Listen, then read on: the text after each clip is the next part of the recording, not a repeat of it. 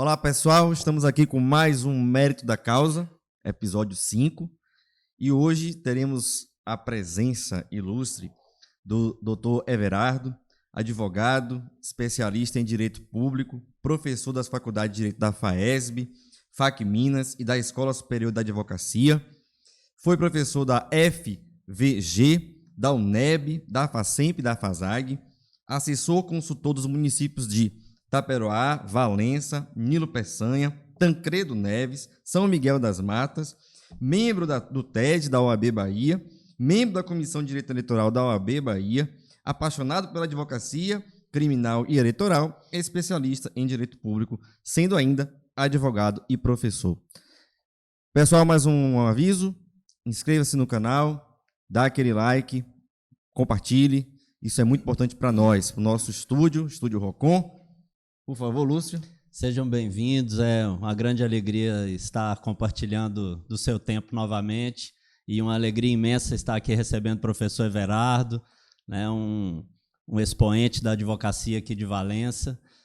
Tenho certeza que estaremos falando para a nova advocacia, para os jovens advogados, mas tenho certeza que o bate-papo vai gerar também outras pautas e acredito que vai ser muito interessante. Boa noite, Igor. Boa noite. Me permita ser coloquial. Claro. Lúcio, né? Meus colegas, né? Uma satisfação enorme estar aqui nesse 5º episódio, né?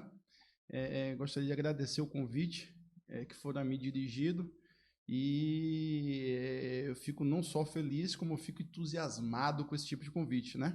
Porque bater papo sobre vida eu acho que é algo fantástico e necessário, né? Então eu queria agradecer vocês dois, em especial, que são aí os grandes cicerones do mérito da causa, né, que estão com esse projeto aí inovador, de vanguarda, e eu estou certo que já deu certo e que irá prosperar, né. Agradecer também nosso amigo Caio, que está aqui nos bastidores, né, equipe técnica, né, do Estúdio Rocon. Caio, eu fico muito feliz, né, em ver um sujeito daqui da terra, né, empreender dessa forma tão agressiva no bom sentido, né, contundente. Sim. Né, e tenho a certeza que a gente tem um bocado de projeto junto aí, viu, parceiro, ainda. Né, sucesso para você, né, e para Rocon, né, Estúdio Rocon lá do YouTube, né, isso, Rocon quer dizer bota para quebrar, ele tá botando para quebrar mesmo. Né, essa é a expressão idiomática, né, em inglês, e você tem feito isso já, viu, parceiro? Tem feito já a diferença. E vendo você ler aí a sinopse do meu currículo, eu fico assim, de vez em quando impressionado, você diz, rapaz, será que é isso tudo mesmo? Muita será coisa. que eu errei alguma coisa? Talvez não, né? Que parece que foi ontem que eu comecei a minha carreira, Igor. Sim. E ela tem sido intensa, né? Tem sido desafiadora sempre, né? E tem sido, algumas vezes, frustrante. Eu acho, assim, de uma irresponsabilidade incrível, né? Qualquer profissional que seja, que traz o seu dia a dia, da sua profissão, né? Traz, assim, a sua rotina como algo fantástico, né? Porque, lamentavelmente, nada é 100%, nada é só realizações, né?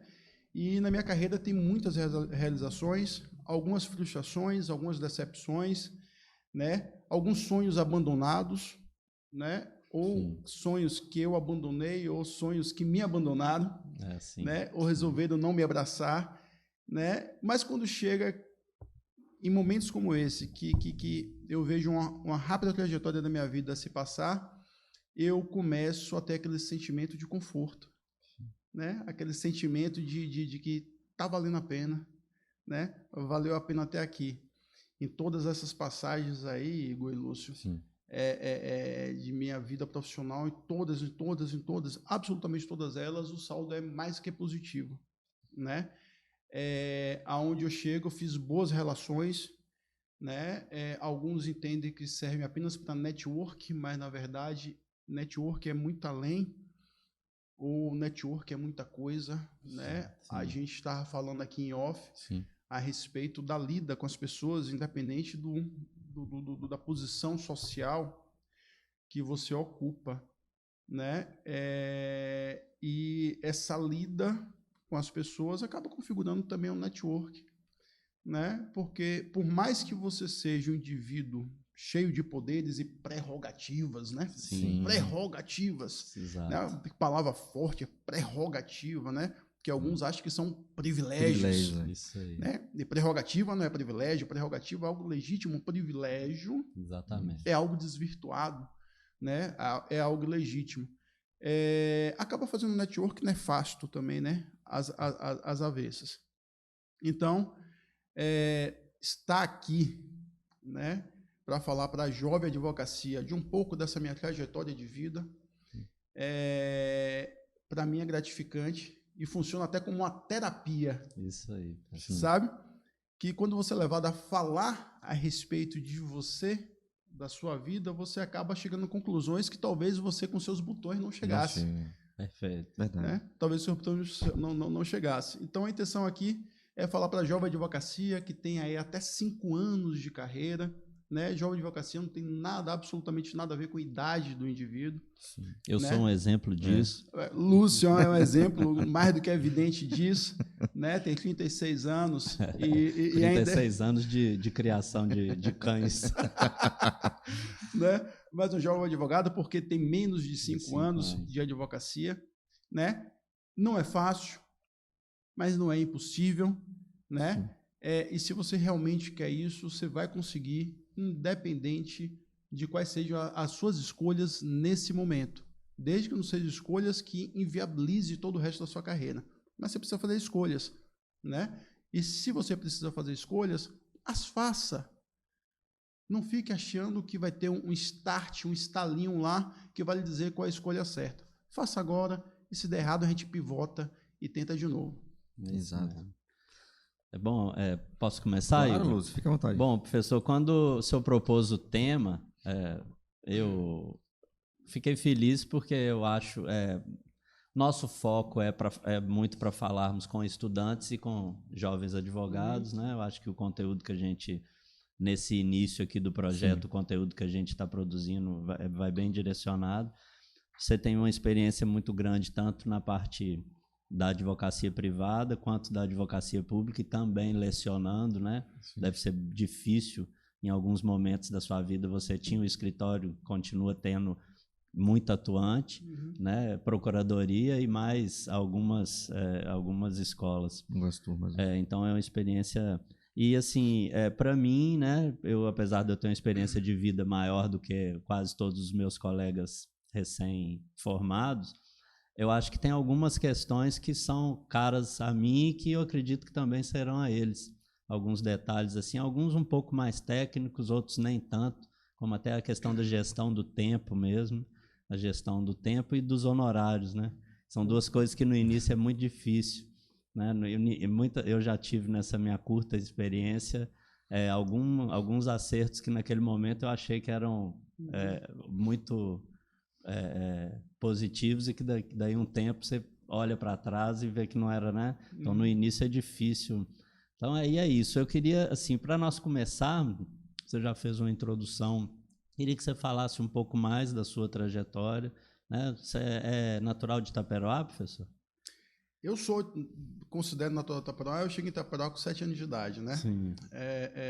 Meus pais estavam recém-formados, e somos 3 irmãos, eu e mais 2, e a gente chegou aí, meu irmão mais novo, recém-nascido mesmo. Durante a mudança, eles pararam em Salvador só para minha mãe ter Eduardo, meu irmão mais novo, para que a gente pudesse vir para cá, para o interior, né?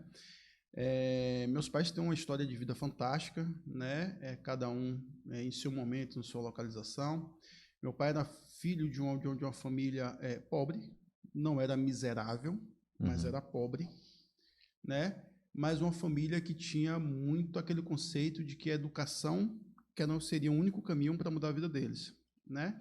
Então eram 7 irmãos em Caisté, né? Na Caatinga, Baiana, e o primeiro irmão saiu, o irmão mais velho, Cleófano Ramos, falecido há 5 anos aproximadamente, né? Saiu com a ajuda de uns tios. Eles eram a parte pobre da família e com a ajuda de uma tia especificamente.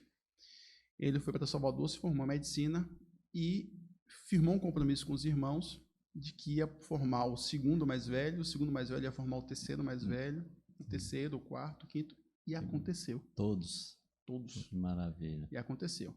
Ele médico, o tio Cleófano, depois tia Alicia, juíza de direito, depois tio Tião, engenheiro civil, depois o meu pai médico, né? Filósofo e pedagoga. E Fátima, que faleceu porque teve aquela paralisia infantil naquela época, uma série de complicações, e acabou falecendo com, salvo engano, 11 anos de idade. Então, meu pai acabou impregnando isso na cabeça da gente, né? Da educação. Que era educação, cara. Tinha que ser educação, era educação, tinha que ser educação, só tinha educação, né? E toda vez que a gente pestanejava para estudar, ele falava o seguinte, as fazendas que o fazendeiro fulano de tal está deixando para os filhos, eu estou deixando para você em educação. Sim. Se você não quer estudar, eu vou começar a comprar fazenda para deixar você cuidar de fazenda. Você quer cuidar de fazenda? Aí a gente ficava pensando assim, né? E no final das contas, né? Eu acho até que eu deveria ter ido um pouco mais longe. Não fui porque não quis tomar, não tive coragem de tomar essas decisões que eu falei para a Jorge Advocacia que precisam ser tomadas. Se errou, dá tempo de consertar, dá tempo de retornar, né? E aí a gente veio para Taperoá, né? E na década de 80, 1984, cresci em Taperoá, cresci indo e voltando todos os dias para Valença para estudar, né? E assim que eu terminei a faculdade, eu voltei para a região. Não exatamente assim, né? 3 anos depois, eu voltei para a região e eu acho que eu fiz a escolha certa. Eu acho não, estou certo que eu fiz a escolha certa, né? Em alguns momentos, Igor, você fez essa escolha também de ficar indo e voltando, tal. Em alguns momentos da vida Cansou, a gente né? se questiona, Você né? se cansou? Chegou a se cansar? Cansei. Tentativa de assalto, etc, né? Mas chega alguns momentos da vida que a gente questiona, sabe? Essa decisão de me mudei para o interior, estou subindo, descendo para Salvador. E esses momentos são os momentos perigosos. Por que são perigosos? Esses momentos que você para pensar a respeito disso são momentos em que você está em baixa. Sabe? São momentos que você, ou alguma coisa não deu certo aqui, ou você alimenta, tá com um medo aflorado de que não vai dar certo. Aí você começa a se questionar, né? Em alguns momentos eu me questionei a respeito disso, né? Questionei muito a respeito disso, ter voltado para cá. Mas hoje, quase 20 anos depois, eu tenho certeza que deu tudo certo, né? Comecei a fazer advocacia pública municipal. Surgiu a advocacia criminal para mim por um acaso, dentro de uma das prefeituras, surgiu por acaso, eu me peguei adorando direito penal e processo penal, ficando encantado com aquilo, né? Já tinha feito alguns júris e aí apareceu alguns outros júris para fazer e o resultado, aqueles tapinhas nas costas, aqueles olhares diferentes, começaram a alimentar meu ego, a verdade é essa. Eu disse, cara, eu descobri aqui por um acaso que minha parada é esse negócio aqui dessa advocacia criminal. Aí vem o respeito, vem a admiração, né? Exatamente. E aí eu disse, cara, achei. E aí passei, e até hoje advogo muito o criminal, mas passou determinados momentos que eu comecei a sentir um certo desconforto em determinada lida com direito criminal, né? E comecei a buscar novamente pivotar, né? O que é pivotar? A de jovem advocacia deve saber disso, que é uma linguagem muito usada nas startups. Pivotar é você reiniciar, ou então você consultar o seu mercado para ver o que ele está achando, para ver se você muda ou não, né? Você mudar de sentido, né? Aí eu pivotei pela segunda vez. Eu tentei voltar e voltei para a advocacia municipal, né?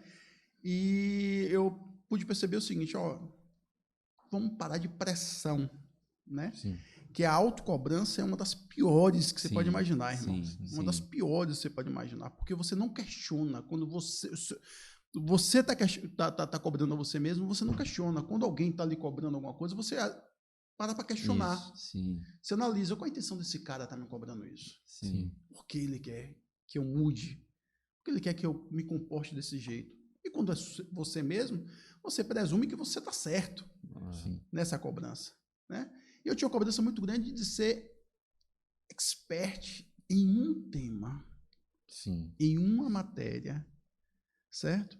E aí foi um momento que eu falei assim, cara, eu posso fazer as duas tranquilamente. Sim. Né? Eu posso fazer minha advocacia criminal, eu posso fazer minha advocacia municipal, né? E com essa advocacia criminal, eu vou ser mais seletivo Sim. do que hoje eu sou. Sim. E vou fazer minha advocacia municipal, né? E com isso tem dado certo, né? Eu tenho conseguido conciliar bacana, né? Tenho conseguido acertar nas decisões, acertar em teses. Tem um bom relacionamento nas prefeituras, tem um bom relacionamento com o pessoal do escritório, né? Porque esse bom relacionamento não é porque eu sou um cara bacana, não é porque eu sou um cara sensacional. É porque com a fluidez da sua rotina, do seu trabalho, você sabe encaixando as coisas de forma muito natural. Sim. Você sabe como é que você deve tratar o secretário do município, você sabe como deve tratar a prefeita, você sabe como deve se relacionar. Porque você começa, a sua experiência começa a lhe apontar o que essas pessoas esperam de você e o que você pode entregar. E se você começar a fazer uma relação franca do que elas esperam de você e o que você pode entregar, você vai ter uma relação bacana. Não pode ter medo de perder o contrato e prometer mundos e fundos, porque a relação começa a ficar truncada. Né? Começa a ficar truncada. Então a gente entra nas relações, né? Bem tranquilo, né? E tudo isso só foi possível com a experiência. Claro. Né? Só foi possível com a experiência. Quem acha que vai ler um livro de autoajuda e vai sentar e dizer agora estou preparado, não rola. É um item que a gente tem discutido aqui um pouco, professor, que tem ligação com essa sua última fala. Essas são as habilidades comportamentais, isso, né? Que é uma outra coisa que a gente tem repetido aqui, mas que eu acho difícil ser diferente. A gente nunca vai sair dessa fala. Porque hoje os cursos, a maioria dos cursos de direito, principalmente em escolas públicas, eles têm um foco muito direcionado para concursos. Então, muitas vezes, vocês têm uma formação de qualidade, teoricamente, de uma qualidade superior à maioria das escolas particulares, mas você se forma e pega a sua carteira com zero de instrução com relação a, por exemplo, gestão de pessoas, gestão de escritório, empreendedorismo, né? As habilidades comportamentais em geral, né? Isso. E o jovem, obviamente, ele ainda não tem a bagagem, né, de vida anterior que possa colaborar com isso, e ele sai e vai advogar, assim, além das questões técnicas e processuais, que é difícil para quem está começando.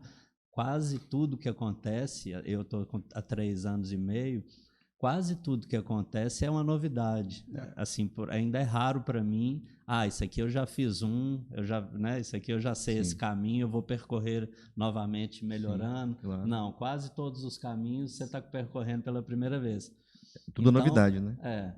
Aí, com relação a essas habilidades, professor, comportamentais, assim, fala um pouco mais o quanto isso é fundamental para o sucesso na advocacia, saber lidar com as diferentes pessoas. Então, você vai ter clientes muito pobres, você vai ter clientes muito ricos, você vai ter juízes acessíveis, outros menos acessíveis, né? E nesse dia, defendendo, fazendo de tudo para defender os interesses do cliente, mas sabendo transitar, né, nesses públicos diversos. Lúcio, é muito difícil, né? Causa uma série de inseguranças, porque como se não bastasse o sujeito estar ingressando em um mundo novo e sozinho, né? Na grande maioria das vezes, né? Ainda existe uma complexidade por trás do exercício da advocacia, porque o advogado ele não só peticiona, não só faz audiência, né? O advogado que monta o escritório, ele precisa decidir qual é o melhor pacote de dados para a internet, né? Ele precisa decidir qual o tipo de pacote de telefone que ele precisa, se ele precisa ter o sistema de gestão do escritório, exatamente, qual é o se melhor. ele precisa ter ou não precisa ter um telefone fixo, ou só o celular funciona, se ele vai atender em horários fixos e depois vai peticionar ou não vai, se ele contrata secretário ou não, se ele precisa de estagiário ou não, Se ele funciona com CNPJ ou com CPF, OAB dele, né? Se ele investe numa sala um pouco mais cara, com mais visibilidade, ou se começa menor, ou se com um começa custo menor, fixo menor. né? Então, tudo isso é muito subjetivo, né? Eu, quando abri meu escritório aqui em Valência, em 2005, eu abri o escritório de forma muito curiosa, né? Eu botei meu carro na revisão. Na época tinha uma concessionária Chevrolet aqui chamada Valenciana. E eu ia muito para Salvador, ia toda semana e voltava, porque eu dava aula na faculdade lá, como estava te falando, em off. Sim. Né? E aí eu botei o carro para fazer a revisão lá na Valenciana. E o carro atrasou o horário da revisão, né? Aí eu fiquei na praça. Cheguei no prédio ali, tinha um conhecido meu com um escritório, não um escritório de advocacia, uma locadora de carros, batendo papo com ele. Eu falei, porra, bicho, quanto é o aluguel aqui? Comecei a especular. Aí o dono do prédio estava saindo, me conhecia e falou, não, pá. Aí o dono do prédio chegou para o funcionário dele e falou, pegue lá a chave lá e mostre ali para o garoto as salas. Aí eu fui ver, quando eu voltei, eu disse, tá ótimo, né? Bacana, tal, vou amadurecer a idade. E aí ele já foi tirando a chave, me deu a chave e falou assim, fica aí com você, até você decidir. Eu disse, não, meu amigo, pelo amor de Deus. Não. Ele falou assim, vou lhe dar 6 meses. Vou lhe dar 6 meses. Isso o quê, rapaz? Eu fiquei analisando assim e tal. Aí passei 90 dias com essa sala fechada, cara. Sim. Indo para Tokstok fazer conta de imóvel. Fazendo orçamento. Tentando arrumar sócio para dividir as despesas, para dividir o prejuízo. Só pesquisando mesa, cadeia? Ué, rapaz, e pesquisando o mercado, e indo no comércio para oferecer meus serviços, tal. Chegou a determinado momento, não achei sócio, nada. Né? Eu lembro como hoje as pessoas que eu propus para ser uma das pessoas que eu propus para ser minha sócia, hoje é minha esposa. Na época não tinha nenhuma nuance ainda. Foi outra sociedade. Foi outra sociedade, né? E que só ela ganha. Eu estou errado. E aí o que é que acontece? Aí montei o escritório, encomendei uma mesa, Sim. comprei 2 cadeiras de cozinha, mas que eram arrumadinhas. Uma cadeira para mim naquele Sans Club, bem mais barata, chinesinha e tal. E uma estantezinha que a gente chama hoje de armário baixo, né? Sim. Para botar os códigos ali e tudo mais. Meu pai me deu um computador com aquela mesinha de computador. Sabe com aquelas mesinhas de computador? Aí pouco tu fui para lá. Aí eu só trabalhava lá 2 dias à tarde. 2 dias à tarde. Os outros 2 dias à tarde, né, que era segunda, eu ficava segunda e quarta, ficava uma colaboradora minha, terça e quinta, para manter o escritório aberto. Sim. Né? Bacana. E aí começou a funcionar, irmão. No dia que eu estava colocando a placa, subiu uma moça lá, chamada Selma, e falou o seguinte, eu vim aqui pegar um cartão. Eu não tinha cartão ainda. Eu disse, como assim o cartão? Não, porque meu chefe viu a placa aqui, disse que ele conhece e está precisando de um cartão, porque ele não quer advogado de Valência, porque nenhum advogado de Valência vai topar a causa dele, ele precisa de um advogado de fora. Eu está perto, aqui do lado, de fora, é muito longe, né? E aí, botando a placa ainda, foi meu primeiro cliente. Eu disse, putz, foi o seguinte, eu já tinha as contas do aluguel, da água, das tardes da menina, que era namorada de um amigo meu que pediu para colocar ela lá, porque ela estava sem fazer nada, tal lá. Né, da internet e do telefone, né? Telefone só aquele Motorola V3, sabe? Que abria assim? Sim, era o telefone do escritório, meu telefone era telefone para tudo, né? E aí eu disse, putz, já tem um preço. Já tem um cliente, Não, já tem um cliente. Já tem um e já tem um preço. Já tem um preço, E já tem um preço, que é quitar as contas desse mês do escritório. Sim. E foi aí, papufo, né? E aí você fala na questão da gestão do tempo, Lúcio. Cada gestão do tempo é algo interessantíssima, mas é algo que você precisa ter uma rotina para que você possa fazer essa gestão do tempo de forma razoável e de forma que funcione, que dê certo. E a agenda do advogado não é ele que define, é o diário oficial e a pauta. E se tem audiência, se não tem, qual é o dia, qual é o horário, qual é a Já teve vara? audiência minha marcada para 9h40 da manhã, que me chamaram, fizeram pregão 2 da tarde para remarcar a audiência. Sim. Eu, há pouco tempo agora, professor, uma audiência das 13, eu saí do fórum 10 para as 8 da noite. Normal, seja bem-vindo. E aí eu tinha que dar aula às 18 horas, a audiência às 13, eu falei até às 18. Dá tempo. Como é que você vai Às gerir 18 isso? não tinha nem começado. Aí tem alguns amigos meus que falam, bora viajar, correr tal, desse rapaz, eu só posso mais perto da data Sim, da viagem. sim. Pode estar muito mais caro que o tal desse bicho. Sim. Não pode. Porque se sai uma Não tem publicação, controle, cara, Isso. né? Não tem como. Não tem como. Então, essa gestão do tempo, ela deve ser Ela o mais... depende de terceiros, né? É isso. Ela deve ser o mais precisa possível, mas entendendo que você, por vezes, vai precisar ter habilidade, né, para compensar esses imprevistos. A audiência que atrasa, a audiência que é redesignada, a audiência que você espera que vai acontecer em meia hora, acontece em 2, né? Uma publicação no Diário Oficial, que com prazo importante, por aí vai. Então, você tem que ter essa habilidade para que você consiga efetivamente fazer essa gestão do tempo. Sim. E no resto, cara, no resto é o seguinte, no resto é a questão do binômio, né? Necessidade e possibilidade. Né? Existem aí alguns outros, talvez, expressões que a gente possa usar para se tomar decisões. Alguns chamam de feeling, outros chamam de intuição, outros chamam de sorte. Os insights também, né? O insight, né? É preciso que você esteja preparadinho, tudo certinho, né? Em determinado momento, as coisas podem se encaixar para uma sociedade, ou para você ser associado, ou para você ser advogado solo. E é preciso que você esteja preparado e disposto, a esta possibilidade. Eu, particularmente, acho que uma estrutura física do jovem advogado é cara. Sim. Hoje, começando, né? É cara.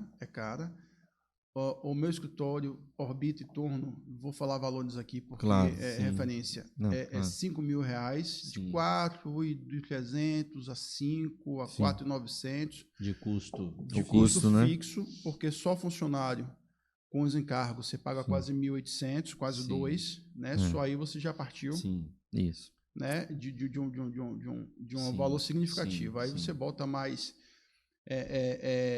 aluguel, internet, água, luz, manutenção de ar-condicionado, estágio, material de expediente, alguém para fazer a limpeza, o cafezinho, que não é só o cafezinho, também, né? Vai lá para frente. Por quê? Porque a minha realidade me levou até aqui. Sabe? Como eu disse, eu comecei com uma mesa, um armário baixo e uma mesinha de computador que eu tirei da casa do meu pai, né? E o decorrer do tempo foi acontecendo e me levando a eu montar o escritório de forma tal a atender as minhas necessidades. O que acontece muito, Igor, é o seguinte, a gente está recém-formado, né? E a gente assiste Suits. Exatamente. Você fala, caramba, velho, quando o cara sai do elevador que vê essa parede... Isso. Eu já ia chegar nessa empolgação aí. E aí eu vou botar uma parede dessa no escritório. Um papel de parede essa iluminação, novo. Putz, e essas divisórias todas de e arquiteto, contrata arquitetos. E esses ternos, e essas gravatas. Cara, esses ternos, essa gravata, esse topete desse cara, esse carro. Então você quer fazer um caminho averso, você quer começar já antecipando né? o caminho, que talvez não seja o seu caminho. Talvez você tenha um caminho de sucesso também, mas não exatamente desse jeito. Claro. Sabe?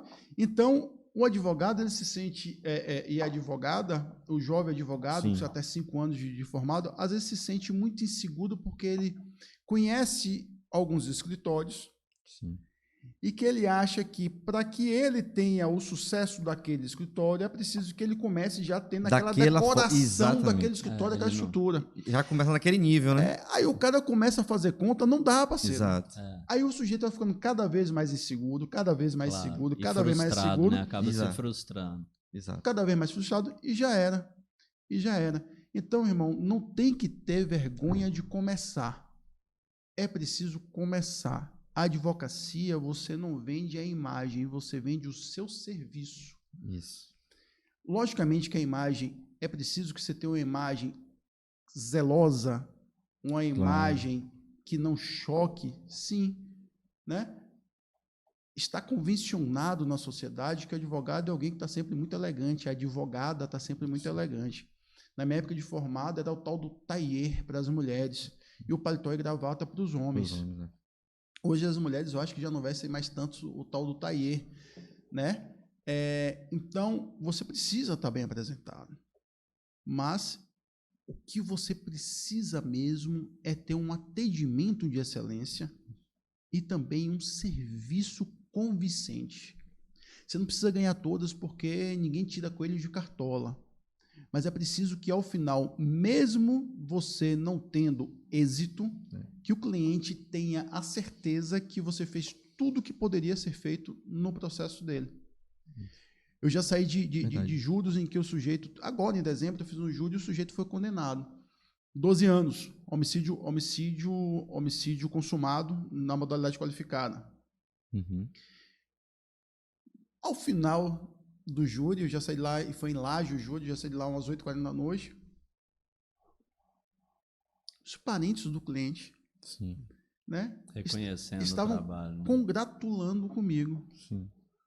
Congratulando. Pelo esforço, pela análise, né? Pelo esforço, porque eles assistiram ao tribunal do júri. Eles assistiram e eles perceberam, né, que o que tinha que ser feito foi feito. Isso. Mas que o direito dele foi devidamente, né? A representação foi devidamente formalizada ali. Exatamente, né? Foi feita com zelo, com empolgação, com coragem. Sim. Eu tive uma briga horrível com o promotor, né? Com coragem, né? E ele mesmo chegou para mim, o próprio réu, e falou assim: doutor, quantos anos? Eu falei: 12. Ele falou: eu vou, que ele já estava preso provisoriamente, né? Eu posso fazer progressão em regime quando? Eu disse: eu preciso fazer os cálculos, porque eu não tenho exatamente aqui as suas datas de coisa. Aí eu conversei com ele, perguntei: tem mais alguma dúvida? Ele falou: não, obrigado. Né? Então, é preciso que você entenda isso. Ninguém é super-herói, não. Sim. Né? Você não precisa ser o doutor, a doutora fantástico, não. Né? Agora, você precisa ser comprometido com o seu compromisso ético, isso, que é uma coisa, e o seu compromisso contratual. O sujeito lhe contrata para fazer a defesa dos interesses dele, não é para tomar de alguém alguma coisa para entregar para ele. Isso. Então, se você defender os interesses dele, né, com robustez, com assertividade, com ética, né, tenha a mais absoluta certeza que, independente do resultado, né, você já vai estar ali construindo a sua credibilidade de mercado. Né? Então, isso precisa ser feito. Né? A gente precisa esquecer um pouquinho. Lógico que, até hoje, Lúcio, a última reforma que eu fiz no escritório tem 16 anos. Sim. Né? Minto, não tem 16 anos. Os móveis que eu tenho são 16 anos. A pintura, o gesso, a gente vai mudando de vez em quando. Né? E até hoje eu não tenho um escritório que eu gostaria. Sim. Sabe? Mas tem. Né? É aquela coisa, né? Não o que eu idealizei. Isso. Sabe? Mas tem e é funcional. E funciona. É o escritório que muitos de nós idealiza, né? Então também a gente também não perder isso, a perspectiva, sei, né? Sei. Uhum. É um escritório muito bem que montado, jovem advogado, ponto, né? Um dos melhores pontos da cidade e que tem fluxo, né? O mais importante é o fluxo de clientes, né? Porque não adianta também o cara ter uma instalação. Professor, um outro ponto que nós tratamos aqui com o Dr. Carlos inicialmente, nas últimas décadas, a profissão, na minha opinião, mudou muito por causa da quantidade de cursos, né, de direito que... Então, assim... A oferta, né? A oferta absurda, né? Essa história parece mentira, mas é verdade, né? No Brasil existem mais escolas de direito do que no resto do mundo inteiro somado. Sério isso? Sério.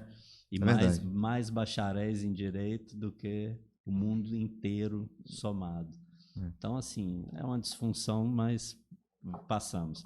E aí, assim, esse contexto, eu acho interessante trazer aqui para a cidade, que eu tive a oportunidade de conversar isso com algumas pessoas que atuam aqui há mais tempo, e assim, a Aí a gente pegando assim, por exemplo, 20 anos atrás, eu acredito que talvez não existissem 50 advogados Não. aqui, menos. Na subseção, não. Me falaram de 30 e poucos.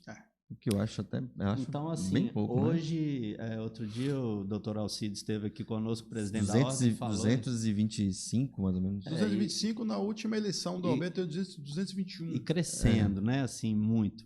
Então, como que... E esse ambiente aqui, eu moro aqui há 21 anos, a gente sabe, era muito restrito, né? Poucos advogados, muitas vezes um juiz só, um promotor, Como que foi entrar? Eu acho que quando você chegou, você ainda tinha um pouco dessa herança histórica assim, difícil.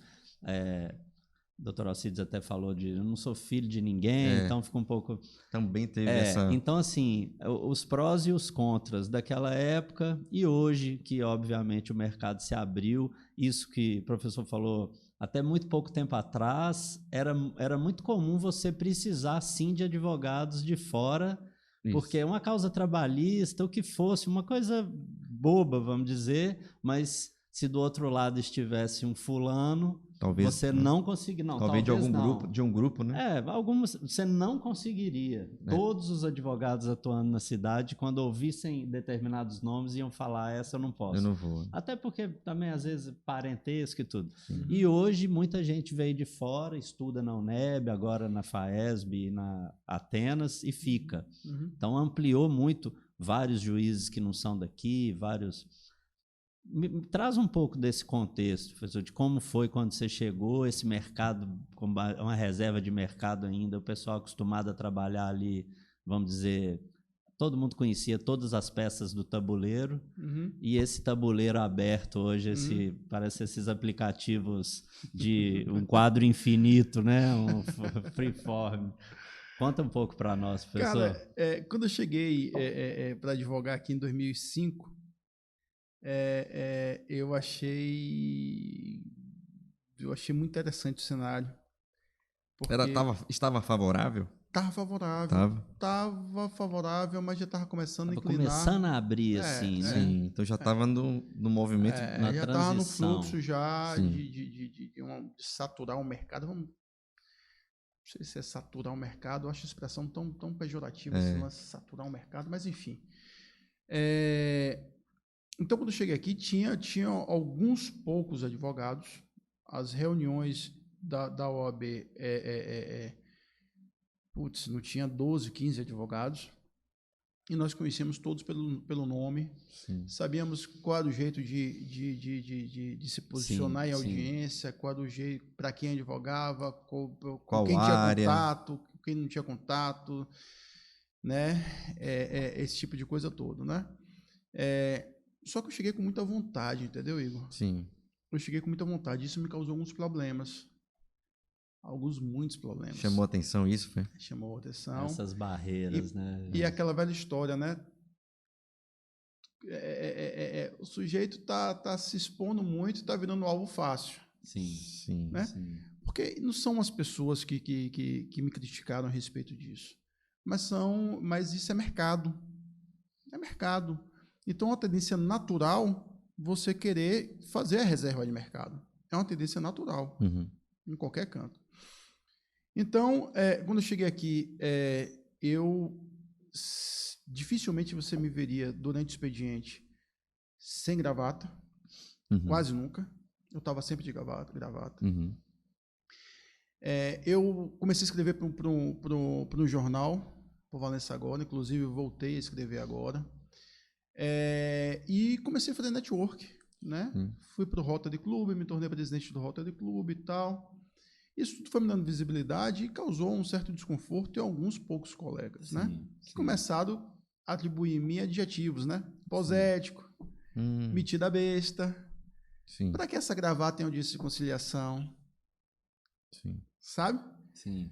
Por que você usa brocardo jurídico? Eu estava empolgadíssimo, irmão. Estava com vontade de ser advogado. E advogado usa gravata, pô. Advogado usa o brocardo jurídico, ab initio. Inicialmente não é ab initio, pô. E naquele momento aquilo é um êxtase para mim. Eu disse, não, isso aqui é bacana para mim demais, isso aqui me faz bem. Então Sim. você pode me chamar de pausético, eu não tô nem aí, parceiro. Não tô nem aí. E assim fui levando. Sim. E assim fui levando. Sim. Então, se você pegar ainda uma turminha, eu acho que essa turma já foi assim, putz, nada a ver, bicho. A gente também era muito jovem naquela época, Sim, sim. sabe? Devia ter abrigado o cara. Sabe por quê, Igor? Sim. Porque estava existindo um movimento de começar a chegar advogado a todo momento, e esse tipo de postura era ineficaz. Não, a forma como eles imaginavam que era um combate Exato. não estava tendo efeito, né? Então foi o seguinte, bicho, eu Sim. vou ampliar meu escritório para albergar, abrigar esses jovens advogados também para cá, sabe por quê? Eu ganho junto com eles, Sim. sabe? Você aumenta, você amplia, né? Olha, eu não faço previdenciário. Vou chamar um menino desse que está chegando aí para vir fazer previdenciário aqui no escritório, já tem estrutura, Sim. já tem tudo aqui, tá aqui, senta aqui, parceiro. Sim. Vamos ganhar dinheiro junto. Sim. Sabe? Porque eu preciso pagar a conta, ele também precisa. Então, ficar ridicularizando o cara não vai adiantar. Claro. Não vai adiantar. Verdade. Então, eu peguei uma fase bacana, mas uma fase que fui eu e mais um, que eu lembro bem, não vou usar o nome porque não acho adequado, Sim. que chegamos com essa vontade, sabe? Com essa vontade. Eu era advogado quase que 24 horas.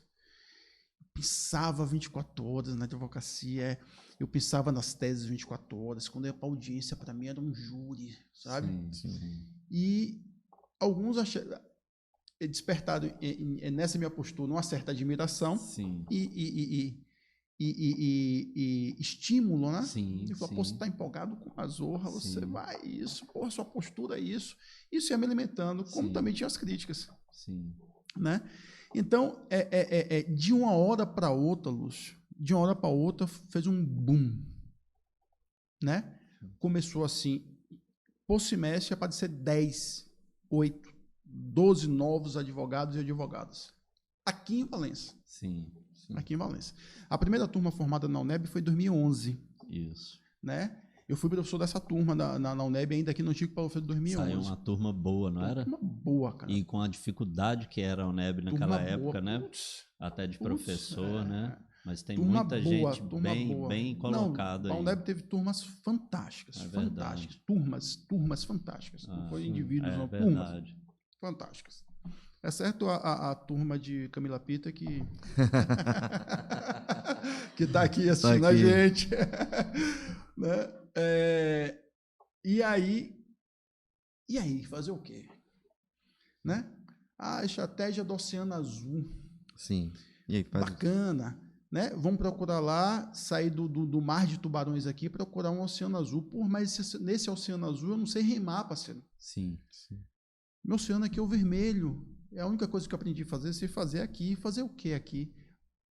Né? Eu tenho que me manter vivo. Sabe? Então, houve diversos momentos, para mim, estou falando aqui, né? E jamais eu vou chegar aqui e dizer, para mim, de lá para cá foi vento e pouco o tempo todo. Nada, parceiro. Claro. Tempestades, angústias, momentos de pensar em largar a advocacia. Desistência, né? Quando minha mulher ficou grávida, bicho, foi o único momento que eu pensei em fazer concurso na minha vida. Né? Foi planejado, muito desejado, meu filho. Muito, muito, muito, muito desejado. E a gente estava fazendo uma viagem fantástica. E em novembro, no último dia da viagem, eu fui numa catedral famosíssima do mundo inteiro, né? que é a Sacré-Cœur, em Paris. E aí chegou lá, a gente chegou de manhã cedo, porque nosso voo de Paris para Salvador direto. Era assim, 14h. E faltava a gente conhecer essa igreja, essa catedral que a gente queria conhecer, que é a Sacré-Cœur, que ia ficar longe do nosso hotel. A gente foi cedão, muito cedo. Aí quando chegou lá, só tava uma portinha da igreja aberta. Né? Naquela portinha lateral, assim como a gente chama aqui a portinha da sacristia, né? Que vai lá no lateral. Cara, eu disse, tá aberta, amor. A tia não entra, vamos entrar não, pô. A igreja tá fechada, essa porta tá aberta, pô. Vamos entrar. Eu vi um cântico, cara. Pô, fica arrepiado, velho. Coisa fantástica. Eu vi um cântico fantástico. Eu vi um cântico, assim, fantástico. Uma coisa assim, uma acústica. Eu disse, putz, onde é que está esse aparelho de som, né? E aí estavam as freiras né, cantando no altar. Eu acho que elas todas as manhãs têm aquele ritual, cantando, cara. E a gente chegou e ficou assistindo aquilo, só eu e ela. Esse o melhor ponto alto da viagem. Sim. E na hora de ir embora, tinha umas velhinhas lá, né, umas velhinhas assim, baixinhas, assim, que geralmente o pessoal bota nessas comportas de água, fica flutuando aquelas Sim, velhinhas, sabe? Umas sim, velhinhas daquela. sim. E falou assim, eu comprei uma velhinha e contribua para a igreja, né, para a catedral. Eu comprei a velhinha, joguei lá o dinheiro na urna e acendi uma vela falando o seguinte, que a gente ia combinar depois que a gente fizesse uma viagem bacana para a Europa, a gente ia pensar em filho. E aí eu cheguei, papai do céu, se o filho tiver que vir, que venha saudável, tal, papapá. E fiz eu aproveitei aquele momento ímpar e fiz o pedido. Novembro. Fevereiro ela tava grávida, bicho. Um negócio fantástico. Fevereiro ela tava grávida. Aí me deu medo, pô. Aí veio Eu pensei que a gente ia tentar 1 ano, 1 ano e meio, 2 anos. Depois. Aí veio aquela angústia. Aí eu disse, meu Deus, velho, você é irresponsável. Você vai ser pai, porra, cara louco, tal. Aí veio aquela angústia, né? Disse, eu não tenho nada. A estabilidade do serviço do público. serviço Pois público. Eu disse, pô, não tenho nada. Não tenho nada. Vou estudar para concurso, pô. Vou estudar. Como é que estuda, cara?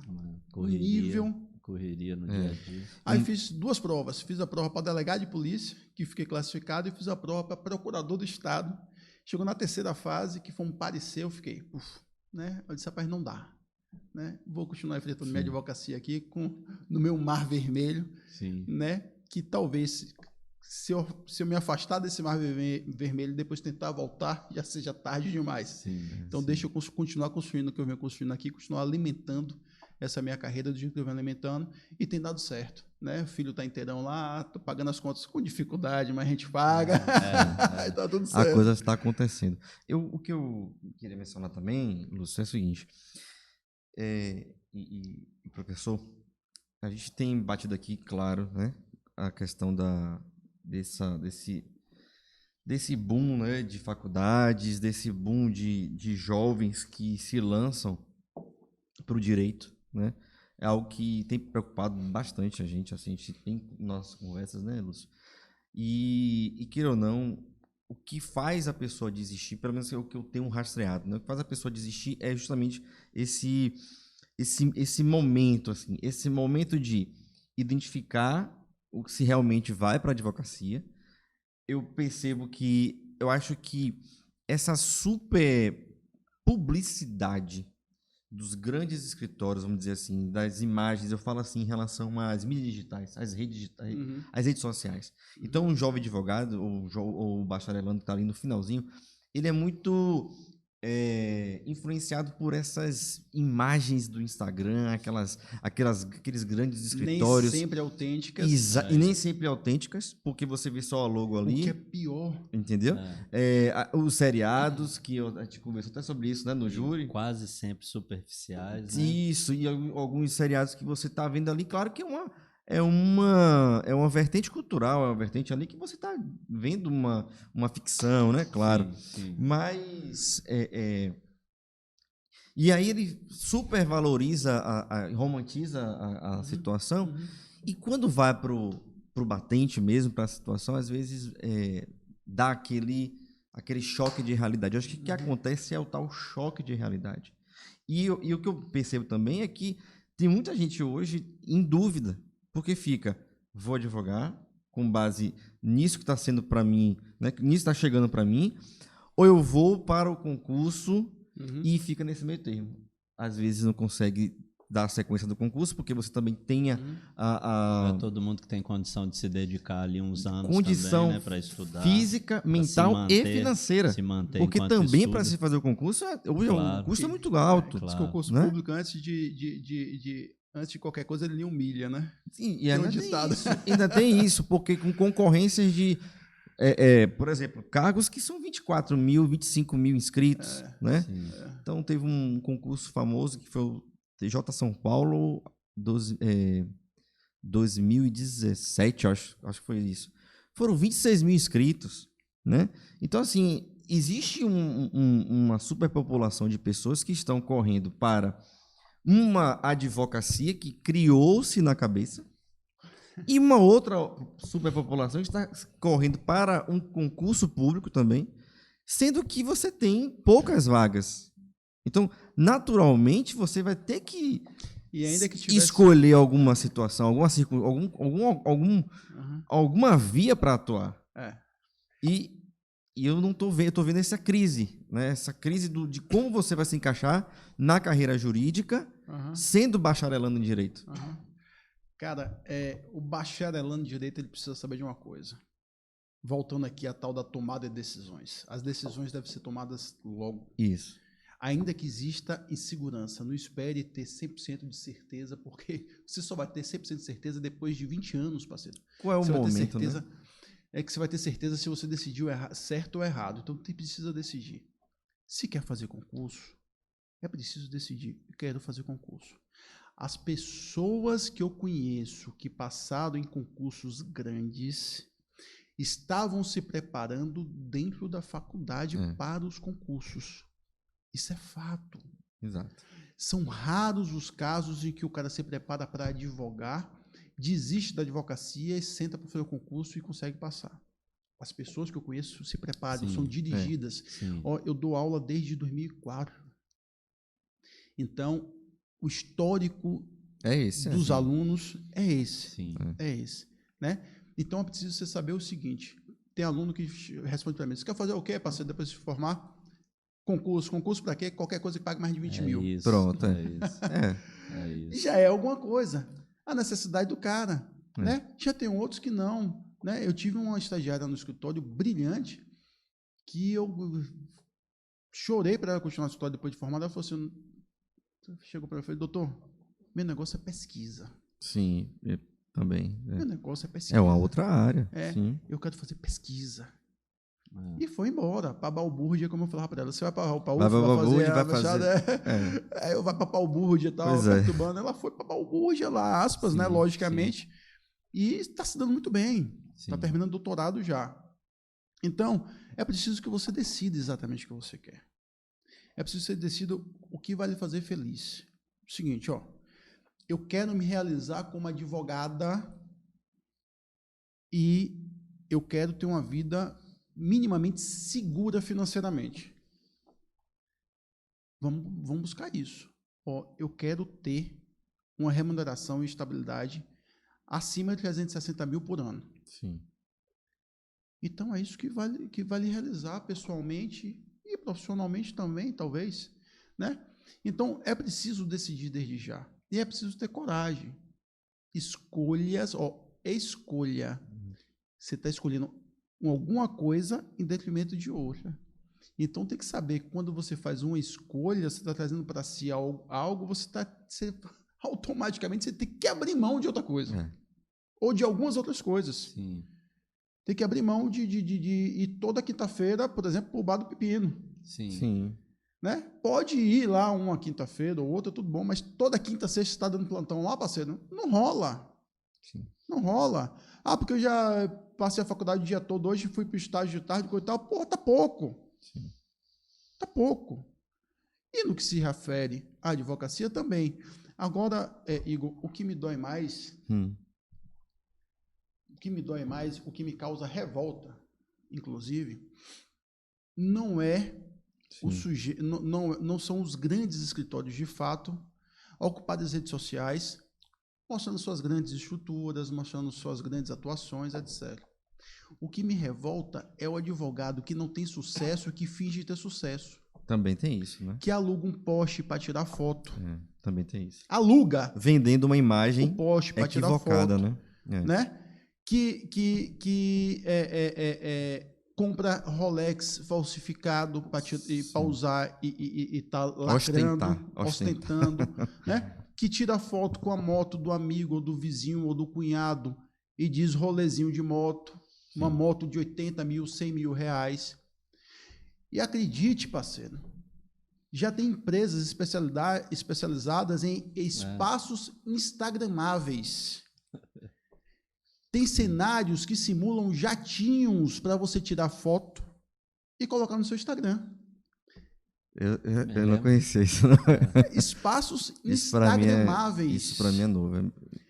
Tem restaurante, meu amigo, que você não entra num restaurante chique, não. Bota uma poltrona bonitona lá. Eu viajei no Réveillon agora e vi isso demais nas praias. Sim. Né?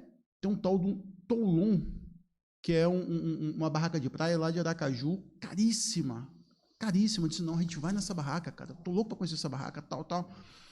E a gente foi nesse restaurante que eles chamam de Beach Club. Ah, eu conheço o Duna. Hein? Dunas. Duna. Toulon é aqui em Barra Grande. É o Duna. É o Duna. Conheço. Né? Rapaz, a gente lá no restaurante, exatamente, pagando um cara que eu botei para ajustar o orçamento ali e tudo mais, e eu vendo um bocado de gente chegar nesses espaços instagramáveis, tirar foto e ir embora sem consumir uma água mineral. Exatamente. Para ostentar. Para ostentar. E aí tem muito advogado que faz isso, e o pobre coitado do jovem advogado fala assim, poxa, velho, eu faço tudo que esse cara faz. O que está acontecendo? Eu estudei mais do que ele, que foi meu colega na faculdade, e esse cara tá desse jeito, eu não tô. Aí você começa a deprimir, pô. Sim. Você começa a deprimir. Porque você tá fazendo tudo certo, né? você estudou mais que o cara na faculdade, você foi mais responsável que o cara, e o cara tá ostentando na rede social. E aí você acredita naquele fake. Sim. E começa a deprimir. Sim. Então, esse eu acho que é o pior. É esse que o jovem advogado não deve se deixar contaminar por esse tipo de imagem. Sim. Tem que questionar. Parceiro, faz o seu, velho. Faz o seu, que de uma hora para outra, ó, aspas, uma hora para outra, as coisas acontecem, você vai ver como é fantástico. Acontecer de fato. Sim. Né? Acontecer com robustez, com certeza, com segurança. Sim. Né? Que a pior coisa do mundo você tem um golpe de sorte e tem um resultado positivo. Bacana. Mas você conquistar... Sim, claro. Putz, você conquistar... a palavra conquista... E principalmente quando é difícil, né? Não é, bicho? É algo fantástico, velho. Antes da luta, ninguém quer que a luta seja difícil. Mas depois do fim, quanto mais difícil ela foi, mais valoriza mais glorioso. A sua vitória, né? O que eu vejo também é assim... eu acho que o mercado pode estar como for, mas o que vai ser diferencial é a sua competência. Se você for competente, não importa a área ou o mercado, isso eu falo para qualquer carreira, né? Se você for competente, for honesto, tiver princípios, não se deixar levar pelas facilidades da vida, sabe? Porque assim, você pode ter um mercado que for, tá super lotado, mas você é competente, você chega lá. Consegue. Né? Então, assim, eu acho que isso são as regras da experiência, né? Você vai observando, vai identificando, e eu fiquei muito triste, não pela escolha, porque toda atividade ela é digna, né? Mas teve um tempo atrás em Salvador, isso foi publicado aí, saiu nos jornais, que foi até uma passagem de áudios aí pelo aplicativo de mensagem de advogadas que estavam desistindo da profissão porque não estavam conseguindo se inserir no mercado. E aí relatando, né, a escolha por serem, né, uma pessoa, TikToker, YouTuber, que também não tem nada a ver, não são atividades dignas, enfim, mas que elas estavam se manifestando como se fossem pessoas frustradas, né? Como se não consegui, passei 5 anos estudando, não consegui, então eu vou procurar uma outra atividade, enfim. Isso me gerou muita preocupação, porque você cursa os 5 anos, e aí, como o professor falou, é preciso que identifique logo, né, no curso, na transição ali de disciplinas, né, de processo civil, ou de processo penal, de processo trabalhista, vendo ali o que é que está acontecendo, onde é que vai se encaixar. Mas muita gente vai deixando isso para o final. Eu acho que também é um problema que acontece muito, é quando deixa para decidir o que vai fazer no 10º semestre, né, no 9º, no 10º. E isso está gerando, né? Está gerando e aí, essa é a minha preocupação. Não uma superpopulação de advogados, ou de juristas, ou de bacharéis, mas uma superpopulação de pessoas que não sabem para onde vão com o bacharelado. Porque uma coisa é você ser bacharel e você exercer atividade jurídica porque você está ali buscando, trabalhando, estudando, se especializando e seguindo. Outra coisa é você chegar nesse momento aqui, eu vou fazer o quê? E aí começa o processo de frustração, porque vai para um caminho não consegue, vai para outro não consegue, e aí vem as falas, né? Hoje todo mundo é advogado, hoje todo mundo é bacharel em direito, né? Hoje todo mundo corre para fazer direito, porque hoje é mais fácil o acesso, né? Anteriormente, aqui na Bahia, nós tínhamos a Federal, a Católica, né? Depois veio a Unifax, né? Na minha época era Católica, Federal e o ESC. O ESC, depois o NEB em Juazeiro, e aí... Hoje, só aqui em Valença, nós temos 3 faculdades. 3. Mas antigamente, né, pelo que eu ouvia falar, a Bahia só tinha... E muito mais distante ainda, só UFBA e Católica. Não. Né? Vamos dizer assim, em Salvador. Sim, UFBA e Católica em Salvador. E não tinha mais lugar. Depois aqui o EFES, o ESC, o NEB em Juazeiro e as faculdades particulares todas que apareceram. Então, hoje nós temos uma oferta, né, maior, e ainda tem a questão do vestibular, né? Porque se a pessoa precisar passar no vestibular. Sim. Né? Hoje nós temos o Enem, hoje nós temos até os vestibulares mais simplificados, né? Isso foi o vestibular você tinha que passar mesmo na universidade, né? Mesmo na faculdade particular, era uma seleção traumatizava a gente rígida, isso. E hoje a gente está vendo assim que para onde que esse profissional está indo, né? Ou então o que é que está acontecendo? Então, muitas pessoas estão desistindo da carreira, talvez porque não tentaram, porque não insistiram, ou também porque não vislumbraram anteriormente onde se encaixar. Sabe onde que eu enxergo o maior problema aí? Deveria ser impossível uma pessoa que tem 0 de afinidade com a área conseguir se formar. Há 20 anos atrás você não conseguiria. Não conseguiria. Porque você seria obrigado a ler, isso. Você seria obrigado a escrever, e no segundo período você falaria, isso não é para mim. Sim. Acontece que hoje você consegue se formar com um esforço muito... eu tenho determinadas disciplinas, eu sempre falo, o curso de Direito da UNEB Campus 15, no ano que eu me formei, foi atestado pela OAB como um dos 150 melhores acho que são 150 que a OAB carimba, né? O selo OAB. Ou seja, nós recebemos uma educação, comparando com a média, boa. Mas, nitidamente ali, eu via colegas que ninguém é obrigado a gostar de ler, mas um advogado que não gosta de ler, aquilo para o cara... Por isso é que eu fico um pouco... Então, eu acho que o vestibular, da forma que era, eu acho que já era uma forma de uma peneira. De filtrar, né? Por exemplo, se eu tenho dificuldade aqui, né, porque você tinha os pesos, né? Então, por exemplo, eu sempre tive dificuldade com matemática, apesar de eu ter uma formação na área de tecnologia, mas... teoricamente eu ia buscar um vestibular que o peso de humanas era mais alto, o outro gostava de matemática, ao contrário. E hoje você já não tem mais a peneira do vestibular, você não tem também a peneira da faculdade, e aí realmente um belo dia você acaba a faculdade e tem alguns que falam tipo, não queria nem que acabasse. Acabou porque estava bom. Agora que eu vou ter que vir para realidade, e agora, não sei o que fazer, você é o que depois que se forma? Bacharel não, desempregado. Porque você vai ter que procurar onde se encaixar. Você vai ter que procurar. Chega a hora da verdade, né? E aí é o trauma para muita gente. Eu estou rodando para não falar em vocação, mas nós estamos falando de vocação. Nós estamos falando de vocação. Eu vi você falando no podcast passado, né? Disfarçado. Que é a pauta recorrente. Mas é isso. Porque eu acho que é base desses problemas todos que a gente encontra. Mas assim, vocação é vocação, né, bicho? E a advocacia demanda muito. Muita. Agora, a vocação é um negócio interessante pro lance da vocação.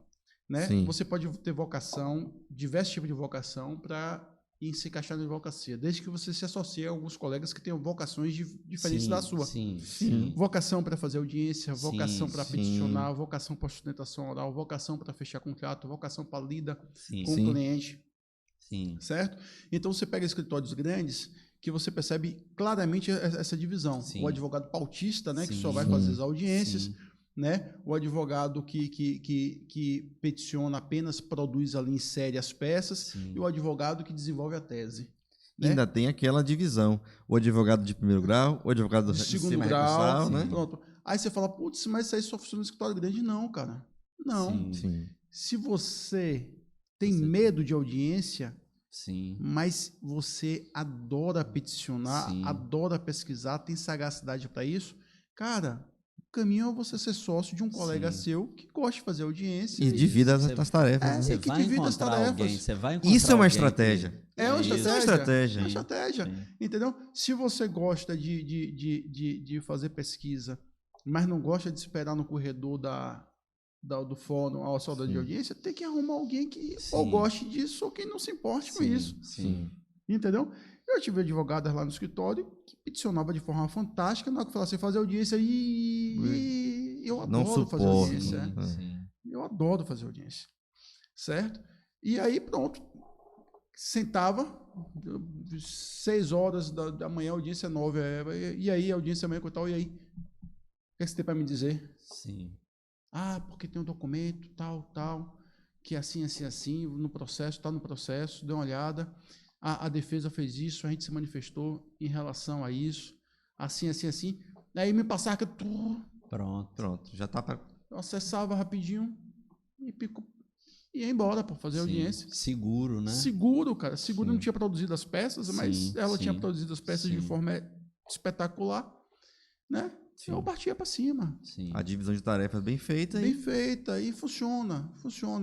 Então, o jovem advogado Esse é o caminho, um dos caminhos, né? é um dos caminhos. É se despedir de vaidade, Sim. né? De vaidade exacerbada e da vaidade que cega, da vaidade que às vezes tem vaidade, cara, que ela é tão alimentada, que chega em determinados momentos que ela confunde o próprio vaidoso. Ele acredita nisso. Cara. Então é um cara que se coloca a determinadas Exato. provas que ele não podia ter se colocado aquela prova porque ele vai fracassar. Sim. Então o cara começa. Vai inflando. Daqui a pouco o mercado está em torno dele, olhando para ele assim, ô bichão. Exato. Não, Não fora, é bem assim, baixa a bola aí. E fora aqueles mais espertos que vão começar a ter ganho em cima disso. Porque, como você diz, se você falar bem da gravata do cara, ele te entrega o que você quiser. O doce, né? Você enxerga isso nele, Exato. porque a vaidade é uma fraqueza. Exato. Né? Então, o habilidoso vai enxergar isso e vai ter o ganho em vaidoso, cima disso. ele no início... Enfim, mas vamos lá. O vaidoso, no final, ele sempre vai se dar mal. Eu acho que ele entendeu? se Porque põe em sempre risco, né? o vaidoso ele vai subindo, e quem tá ali patrocinando aquilo sempre dá rasteira. É fato. Cara, já teve situações de minha vida, Igor, de eu falar assim, putz, bicho, ceder aqui vai ser uma derrota muito grande. Vai ter uma repercussão né? negativa lá na frente, né? Mas de eu parar para pensar assim, mas o que eu tenho que fazer agora é ceder. Sim. E lidar com o resultado disso. Sim. Com as consequências daquela... Com as consequências disso. Alargamento de horizonte, né? Exatamente. Você enxergar mais à frente. Vai ser ruim, vai ser difícil, vai. Mas eu tenho que ceder aqui. Sim. Sabe? É o tabuleiro, né? Exato. Porque eu preciso pivotar, né? Sim.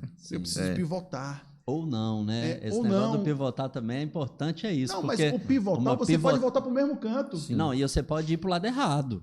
Não necessariamente você vai estar indo, você vai estar tomando a decisão certa. Né? Então, você pode tomar uma decisão trágica. Né? E aí, enfim, e pagar por ela. Eu agora, essa semana hoje, Sim. essa semana agora, ontem de manhã, 7 horas da manhã, eu mandei uma mensagem para a coordenadora do curso que eu estava dando aula online e falei assim, não dá. Não dá mais. Pelo amor de Deus, que eu estou dizendo, não dá. Eu dei 2 semanas de aula, que no início eu disse que não dava. Mas aí eu fiquei a primeira, a segunda semana, eu falei assim, não dá. Não dá. Eu não estou mais disposto a isso. Sim.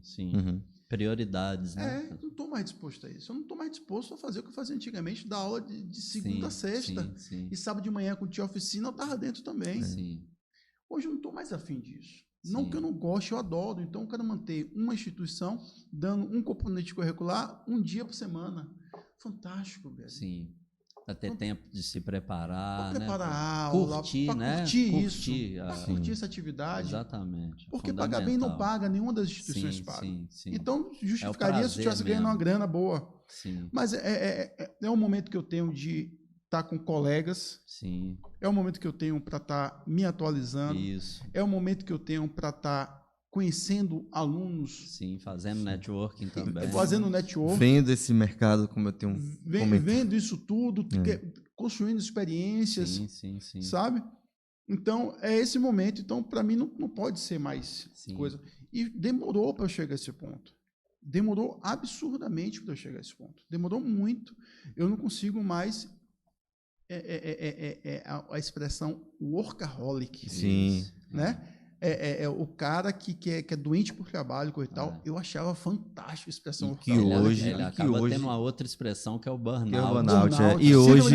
Eu tive burnout de 16, 17. Exato. O workaholic, na maioria das vezes, tive. Eu fiquei agora aí na pandemia. Na pandemia... Eu tive, cara, síndrome de burnout, na época que eu dava aula lá na UNEB, que eu tava surtado, pô, eu não tava percebendo. Eu não tava percebendo. E você não percebe, não percebe. Rapaz, eu tava paranoico, achando que qualquer momento ia ser assaltado na pista, né? Aí não dormia de noite, aí acordava a noite toda, aí achava que eu já tinha acordado mesmo, tinha que fazer alguma coisa, e ia trabalhar. Você sempre se cobrando por resultados. Aí com problema, minha mãe adoecendo, depois veio a falecer, minha mãe adoecendo, isso me causando angústia muito grande. Eu sou muito intuitivo em relação a isso, eu percebendo que minha mãe estava assim. E aí foi ficando. E aí você entra num ciclo, né? Que pode ser virtuoso ou vicioso ou não. Aí chegou um momento que eu falei assim, velho, eu preciso de ajuda. Sim. Mas eu preciso de ajuda, eu fui no médico para que ele conseguisse me ajudar a dormir. Sim. Pelo menos básico. Regularizar o sono, né? Aí quando o cara chegou para mim e fez assim, não, você vai voltar aqui daqui a um mês e o remédio é esse aqui. Então, aí quando eu voltei lá, eu queria aquele remédio, aquela bala de canhão, né? Para me derrubar, para eu dormir, né? O cara não me deu essas horas desse remédio. O problema não era esse. Aí, quando chegou na segunda vez, ele percebeu que eu estava meio reticente, né? O médico percebeu que eu estava meio ansioso e que eu estava colocando ele na parede, né? Para ele me dar um diagnóstico, para ele me dar um remédio, tal. Aí ele pegou o copinho de água que estava em cima da mesa e falou assim, Everardo, sua cabeça é essa caixa d'água aqui. Aí eu fiquei olhando pro cara do cara e disse, pô, lá vem um cara com metáforas e parábolas, eu querendo dormir. Eu querendo dormir. Eu quero o remédio. Aí ele falou assim, tá aqui, ó. Você está deixando de despejar uma cachoeira enorme todos os dias aqui na sua cabeça, cara. Essa caixa está inflando, ela vai arrebentar. Para ela não arrebentar, eu estou te dando esse remedinho, que é uma torneirinha para você aliviar a pressão da caixa d'água. Mas o que você tem que fazer, aí pegou um papelzinho assim, botou aqui assim, ó. Diminuir o fluxo de diminuir água. o fluxo dessa cachoeira na sua cabeça. Sabe? Aí eu fico olhando pro cara.